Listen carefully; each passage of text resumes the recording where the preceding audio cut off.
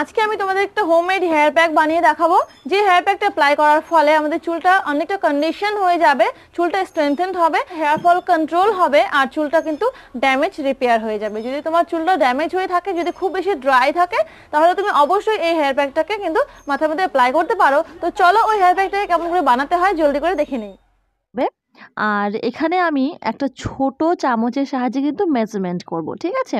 একটা কৌটোর মধ্যে আমি হেয়ার প্যাক পাউডার বানিয়ে রেখে দিয়েছি, বারবার আমাকে হেয়ার প্যাক পাউডার বানাতে ইচ্ছে করে না, তাই এখানে আমি 4 চামচ পরিমাণ মতো এই হেয়ার প্যাক পাউডারটাকে নিয়ে নেব। এটাকেই কিন্তু আমি কন্টিনিউয়াসলি আমার হেয়ারসের মধ্যে অ্যাপ্লাই করছি, ভালো রেজাল্ট পেয়েছি, তাই আমি তোমার সাথে ভিডিওর মাধ্যমে এটা শেয়ার করছি। তো এটাকে আমি একটা থিক পেস্ট বানিয়ে নেব, বেশি গাঢ়ও হবে না এবং বেশি পাতলাও হবে না, চুলে অ্যাপ্লাই করার মতন হবে। বেশি গাঢ় হলে সব চুলে অ্যাপ্লাই হবে না, আর বেশি পাতলা হলে পড়ে পড়ে যাবে। হোমমেড রোজ ওয়াটার দিয়ে আমি এই পেস্টটাকে বানিয়ে নিচ্ছি, তোমরা চাইলে নর্মাল পানিও ইউজ করতে পারো, ঠিক আছে। এর সাথে আমি 1 চামচের মতন অ্যালোভেরা জেল ইউজ করেছি পতঞ্জলির, তোমরা অন্যান্য পতঞ্জলি অ্যালোভেরা জেল ইউজ করতে পারো। এবার এটাকে আমি সুন্দর করে মিক্স করে দেবো। এর সাথে আমি অ্যাড করব এসেনশিয়াল অয়েল।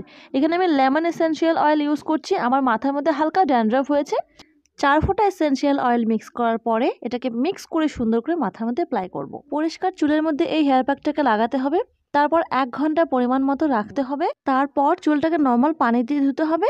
ওই দিন তুমি চুলের মধ্যে তেল অ্যাপ্লাই করবে, তারপরের দিন শ্যাম্পু দিয়ে চুলটাকে ধুয়ে ফেলবে, তারপরে অবশ্যই কন্ডিশনার ইউজ করবে। এখানে আমি যে হেয়ার প্যাক পাউডারটা ইউজ করেছি, তোমরা যদি এই পাউডারটাকে বানাতে চাও তাহলে আমাকে নিচে কমেন্ট করো, ওটা আমি একটা অন্য ভিডিও বানিয়ে দেখিয়ে দেবো যে এই পাউডারটাকে আমি কেমন করে বানিয়েছি। এটা একটা হার্বাল পাউডার, অনেক কয়েকটা আমি পাউডারকে মিক্স করে কিন্তু এই হেয়ার প্যাক পাউডারটাকে বানিয়েছি, বানিয়ে আমি স্টোর করে রেখে দিয়েছি।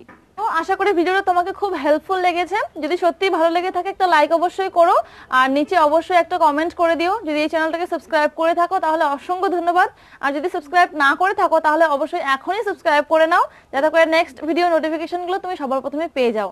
দেখা হচ্ছে পরের ভিডিওতে, ততক্ষণের জন্য ভালো থেকো, সুস্থ থেকো, নমস্কার।